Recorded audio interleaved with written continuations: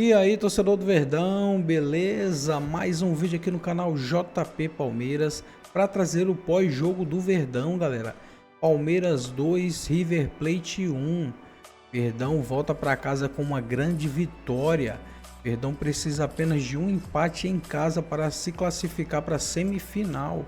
Estou trazendo aqui para vocês o troca de passes com tudo aí sobre esta partida. Fica aí até o final do vídeo, não se esqueça de deixar aquele like, beleza? Carlos Eduardo Mansur, uma exibição de gala do Palmeiras, pelo menos na minha opinião, um primeiro tempo que beira a perfeição. O Palmeiras esmagou o River Plate nos primeiros 25 minutos, fez 2-0, poderia ter feito mais. O River terminou o primeiro tempo sem dar um chute ao gol do Palmeiras, mesmo jogando diante de 83 mil pessoas, Mansur. Boa noite, bem-vindo ao Troca, amigo. Boa noite, Felipe. Boa noite, Alex. É bom ver os dois liberados isso. pelo DM. A dor nas costas continua, mas um pouco melhor. Infelizmente, né? Infelizmente é bom vê-lo, sabe? Dizem que a voz do Alex estava mais bonita ontem, que ele estava sem voz. Isso. Mas Espetacular essa. Mansur não perde, né, a Ele é bom, picardia. ele é muito bom. Mas assim, olha só, o primeiro tempo do Palmeiras foi de manual, né? Tudo que você espera de um cenário tão difícil quanto era o que o Palmeiras enfrentaria, tudo que você espera que um time faça, seguindo a boa cartilha para uma partida de ida de um mata-mata como esse, o Palmeiras conseguiu fazer. Algumas chaves para mim no jogo. Os encaixes individuais do Palmeiras fizeram o River não ter resposta e não conseguir sobreviver com a bola há muito tempo. Isso fazia o Palmeiras retomar e ter volume. A partir daí, no momento que o Palmeiras tinha a bola, laterais passando por fora, os dois meias, Andreas, Felipe Anderson jogando por dentro, mais a movimentação que é cada vez melhor de Flaco Lopes e Vitor Roque, a maneira com que os dois se entendem, um vindo em apoio, o outro em profundidade. O Palmeiras tinha uma sobra contra o meio-campo do River, né, que buscou se defender com uma linha de 5, acabou faltando gente no centro do campo e por ali o Palmeiras sobrava e conseguia construir as suas jogadas. O Palmeiras foi tendo volume, consegue o primeiro gol num lance de bola parada, consegue fazer o segundo gol numa grande combinação do Flaco com o Vitor Roque, que vai se tornando uma marca desse período do Palmeiras da temporada. E a partir daí o segundo tempo muda um pouco. O River muda de sistema, passa a jogar numa linha de 4, o Portilho, que jogou como zagueiro no primeiro tempo, vem jogar no meio, e isso quebra um pouco, por alguns minutos, os encaixes do Palmeiras. O Palmeiras começa a ter dificuldade para achar de novo quem encaixava em quem, além do River com a entrada, por exemplo, do Quinteiro, que é um jogador de nível técnico acima, melhorar a sua qualidade técnica do jogo, e aí fica mais com a bola, consegue construir um pouco mais. O grande pecado para mim do Palmeiras no segundo tempo, se há algo a dizer do Palmeiras nessa noite, é que no segundo tempo ele ficou muito pouco tempo com a bola, teve menos transição ofensiva, menos capacidade de ligar contra-ataque, e o jogo aconteceu muito perto da área dele. O Palmeiras se defendia bem, era seguro, inclusive quando o Abel coloca o Bruno Fux e passa a ter ele uma linha de 5. Mas quando o jogo está muito perto da sua área, um acidente pode acontecer. Aconteceu no chute do Martínez Quarto, desvio, e o gol do River Plate. Não acabou a série. Palmeiras em Libertadores de 2020 voltou com uma vantagem até maior para jogar no Allianz, mas o Palmeiras é o grande favorito para seguir em frente. É por aí. Alex, boa noite. Já recuperado melhor do problema vocal. O seguinte, que jogador... Na transmissão, né, a organização da Libertadores elegeu o Vitor Roque como craque do jogo, realmente jogou muito bem, Flaco também. Mas a partida que fez hoje, o tal de Gustavo Gomes... Foi uma monstruosidade. Para mim, o melhor em campo com alguma sobra. Jogou demais, rebateu todas as bolas, defendeu muito, brigou, não permitiu quase nada aos atacantes do River Plate. Achei que o paraguaio fez um jogo espetacular diante de tamanha hostilidade imposta lá no Monumental de Núñez. O que te parece esse Palmeiras que traz um bom resultado para decidir em São Paulo? Alex, boa noite. Boa noite, Felipe, Mansur, Cadu Mansa, todo mundo que está em casa. Eu tô, né, sou, eles falam. É isso, melhor. É mais ou menos não existe, né, Mansur? Estamos aqui. Bem? Esse negócio de voz é duro, né? Desculpa só falar, porque o meu filho maior, o Lucas, o que tem o autismo, ele na escola de pequeno falava com os amigos... Ah, rapaz, estão tirando sarro de mim por causa da minha voz. Falei, meu filho, prepara a cabeça, porque infelizmente, né, cara, você veio do pai, eu já sofri isso também, então vamos seguir. Então, quem tem a voz fina aí, é melhor às vezes ficar rouco. Eu falei, encontrei o Luiz Luiz Carlos Júnior ali hoje entrando, que ele tá fazendo vôlei. Falei, hoje minha voz tá parecida contigo. Ele falou, a minha é muito mais bonita. Mais grossa, sem dúvida. Mas falta você fazer um uou! Uou! Se eu fizer assim, vai falhar a voz no fim do... até É igual o Palmeiras, vai acabar o gás no fim do jogo. jogo. Não pode fazer isso, que igual aconteceu com o Botafogo, né? Exatamente. Mas assim, você vê o Palmeiras realmente jogar, e a gente já vem falando, e o Gustavo já faz um tempo, né? A gente fala, ele tá fino, já faz um tempo que ele começou a jogar super bem. Agora, esse nível de maturidade se vê desse time do Palmeiras, que foi modificado, e ao mesmo tempo ele chega numa condição de entrar para um jogo tão decisivo, e sendo decisivo, né? Uma decisão, você sendo decisivo, que é isso que pede, ser muito bem concentrado, num nível emocional muito bem controlado, as suas ações de imposição mesmo fora de casa, porque se a gente for olhar o time do Palmeiras, ele é melhor do que esse time do River, né? Eu acho que ele gera muito mais medo do que o time do River. Tanto que o time do River, no segundo tempo, no seu melhor momento, que o Palmeiras permitiu isso, ele teve muita dificuldade para criar e construir algo, né? Agora, é óbvio que o Palmeiras começa o jogo com um gol de bola parada, facilita muito, pega muita confiança, mas esses 2-1 traz o River, eu acho, lógico, de novo para o confronto, mas essa questão até de o segundo tempo, que aconteceu, até faz parte. Você está 2-0, fora de casa, jogando bem, com confiança, e acabou acontecendo aquele negócio que eu brinco aqui, mas é verdade, no final de tudo, futebol é sorte também, né? Porque um chute vai e desvia, só entrou a bola porque foi desse jeito. Mas o Palmeiras segue, sim, sendo favorito e vivendo realmente um momento que preocupa os seus adversários, porque mudou, mas atingiu um nível muito alto de novo para competir. Antes da gente começar a falar sobre o jogo em si, as nuances da partida, deixa eu apresentar para vocês os números do jogo. Pensei que você ia apresentar o Mansur de novo. Não, o Mansur já foi muito bem apresentado, todo mundo conhece, eu não preciso apresentar Carlos Eduardo ou Mansur. Vamos colocar aqui os números do jogo para a gente saber se os números dizem aquilo que foi, o que rolou realmente lá no belíssimo Monumental de Nunes, o estádio do River Plate. Impedimentos 2-2, escanteio 7 do River, 2 do Palmeiras. Lembrando que no começo do jogo, né, no primeiro tempo inteiro, o River só foi conseguir um escanteio lá no final do primeiro tempo. O Palmeiras já tinha tido os seus 2. Então, todos os 6 escanteios restantes foram na segunda parte, o Palmeiras não teve nenhum. Desarmes, 17 do River, 21 do Palmeiras. Faltas cometidas, 17 do River, 11 do Palmeiras. Cartões amarelos, 4-4, né? Um jogo de 8 cartões amarelos. Virando a página, posse de bola, o River virou no segundo tempo, né? No primeiro tempo a posse tinha sido maior do Palmeiras, 58% do River, 42% do Palmeiras. 519 passes trocados pelo River, 271 pelo Palmeiras. Como aumentou tanto, né? Parece que dá uma diferença, né, Mansur? Se o cara olhar no final assim, mas foi até algo que o Palmeiras, beleza, não encontrou, mas ele permitiu também eles ficarem com a bola porque ele estava se protegendo, confortável, né? Aparentemente, né? Passe certo, 77% do River, né? Esse nível baixou muito do Palmeiras. O River, no começo do jogo, não acertava mais do que 3 passes consecutivos, né? Um índice baixíssimo em termos de percentual de acerto de passes. Chega num ponto dentro de campo, às vezes, mesmo estando com confiança, o Palmeiras parece que perdeu aquele ímpeto para segurar a bola e jogar. Ele quase abriu mão disso, então foi muito mais chutão, assim, desse sentido, e acabou permitindo tantos erros. Finalizações 16-8. No primeiro tempo, aos 25 do primeiro tempo, esse número estava 6-0 para o Palmeiras. 6-0. Terminou o primeiro tempo com 7-3. Pois é. Finalizações no gol, 3 do River, 4 do Palmeiras. Olha, se a gente olha os números do jogo, dá a impressão de que o River mandou na partida, de que o River foi melhor do que o Palmeiras ao longo dos 90 minutos, mas pelo menos para mim, os números dessa vez não traduzem nada o que aconteceu na Argentina aos 90 minutos.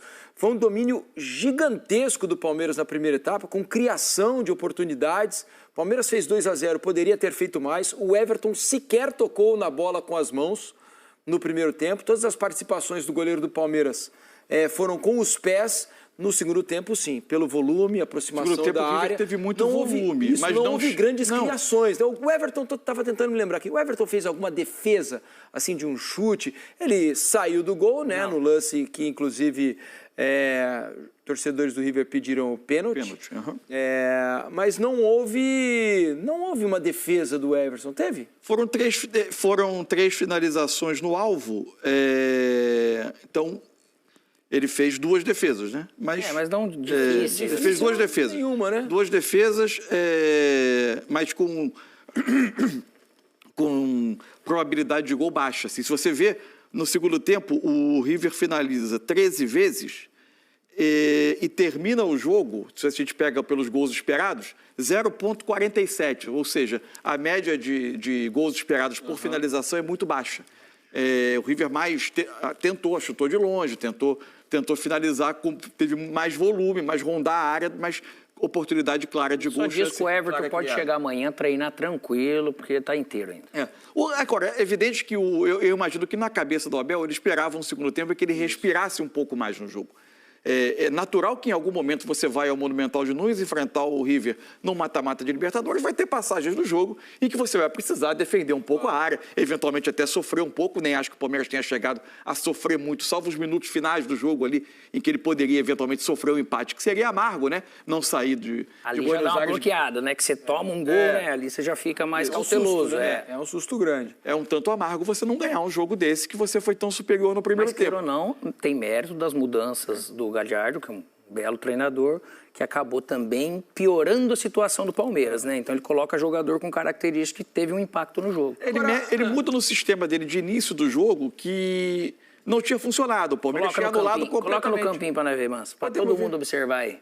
Não, se der aqui, eu vou mostrar no campinho que a gente tem a escalação do Palmeiras, como o Abel trabalhou contra o sistema do Galhardo. Como eram 3 zagueiros, né, na formação Portilho, Paulo Dias e Riveiro, ele colocava o Vitor Roque e o Flaco para fazer a pressão sobre esses 2 jogadores. O Andrés Pereira, embora fosse um meia pela direita, quando o Palmeiras ia defender, ele vinha para dentro para ser o marcador do Enzo Dias, que era o primeiro volante. Por trás dele, Lucas Evangelista e Aníbal Moreno ficavam na perseguição ao Castanho e ao Nacho.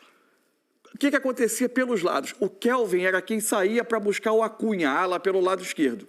Já do lado esquerdo do Palmeiras, não era o Piquerez quem subia com ala, era o Felipe Anderson. O Felipe Anderson era quem fazia todo o trabalho desse corredor contra o Montiel. O Piquerez se juntava quase como um trio aqui para dar conta dos 2 atacantes do River Plate, o Salas e o Driussi. Então, muitas vezes era o Piquerez com o atacante que caísse pelo lado direito, o Gustavo Gomes com o atacante que caísse pelo lado esquerdo e o Murilo, em geral, sobrava. Depois, no fim do jogo, quando entra o Bruno Fux, aí já é um momento que o Palmeiras baixou mais e foi defender com uma linha de 5. E uma forma para poder preservar o Andreas lá por dentro. Teve vez de, às vezes, estar jogando na beirada, você fica acompanhando lateral. Aí daqui a pouco o treinador falou, opa, fica com o volante que daí eu reacomodo aqui. Aí foi o que ele fez desde o início. Né? Na bola, quando o Palmeiras tinha a bola, você tinha muitas vezes essa situação. Passarem os laterais... Os 2 volantes sempre dando suporte. Ou o Aníbal entrar um pouquinho aqui entre os zagueiros. E aí o Palmeiras aqui, nesse setor do centro do campo, construiu uma superioridade. Ter sempre alguém sobrando por dentro. Porque os alas do Palmeiras, no momento ofensivo, seguravam os alas do River, os dois atacantes seguravam os 3 zagueiros. E aí você tinha uma sobra, por vezes, de 4 jogadores por dentro contra os 3 meias do River Plate. É interessante, você tendo 2 zagueiros, igual o Gomes e o Murilo, que são muito bons e vivendo um bom momento, você pode deixar de mano. Né? E isso te ajuda você ter um cara a mais para encaixar essa marcação e te sufocar.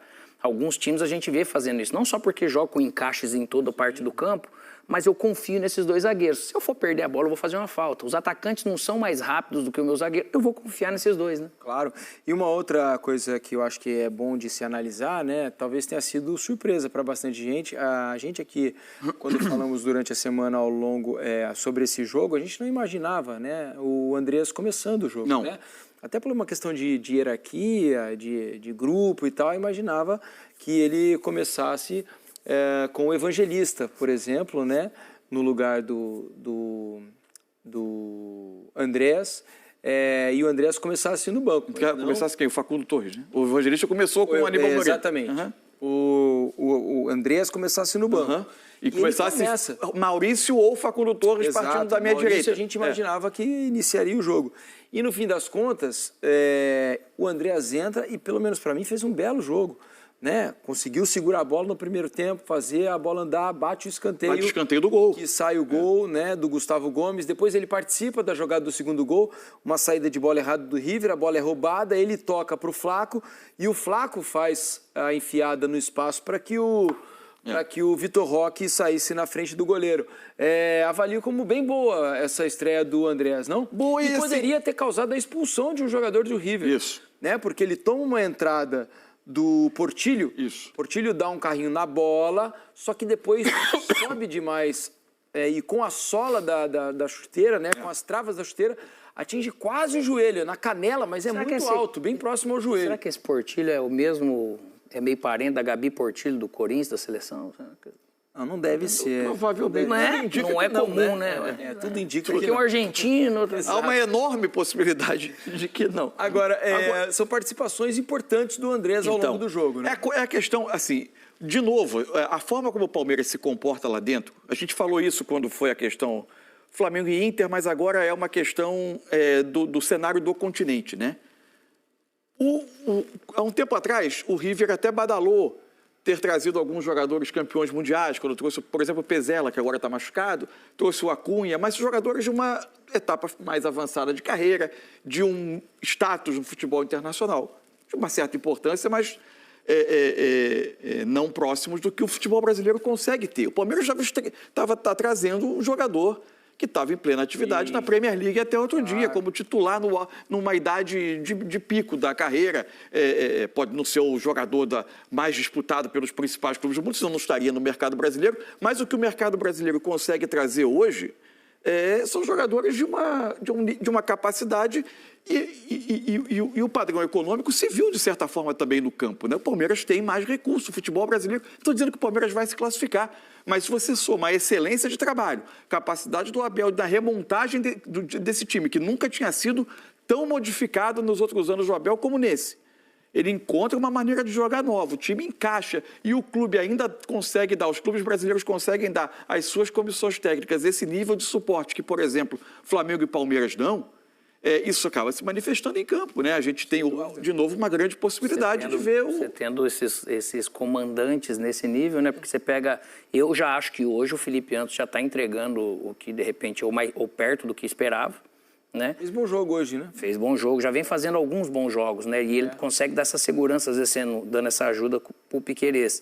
Você pega o Andrés Pereira e você pega o Kelvin mesmo que veio, que é um jogador jovem, também muito bom, e o Vitor Roque. Só que isso já chegaram, o Andrés chegou nesse momento, até o Kelvin também, que o time já está mais bem encaixado, né? O Vitor Roque ainda pegou uma leva, que ele mesmo estava mal, mas o time ainda estava passando por algo. Só que daí você pega o negócio do Flaco Lopes hoje jogando como segundo, ele vai ter que pôr esses meias pela beirada, para vir de fora para dentro. Porque o que o Flaco está jogando hoje, ele faz coisas. Quando ele vem flutuar para pegar a bola, para dominar, para lançar, para dar passe... Tá fazendo tudo, né? Ele está fazendo isso muito bem, cara. Isso é uma coisa incrível, né, Alex e Felipe?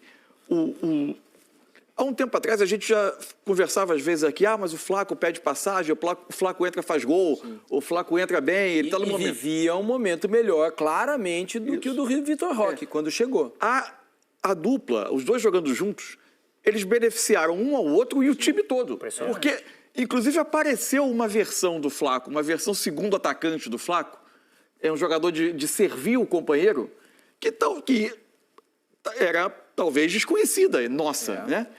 Não que a gente olhasse para ele e visse um jogador incapaz de contribuir com o time fora da área. Não é isso, não era o caso dele. Não, claramente. Mas o crescimento dele, a inteligência para jogar, a capacidade de servir o Vitor Roque, de preparar jogadas para a finalização. Tirou um peso do Vitor Roque de ser só... Parece que ele não se encontrava com os outros como se encontrou. Mesmo que seja... Futebol tem momentos, né? E o Flaco entrando com ele nesse momento, aconteceu isso.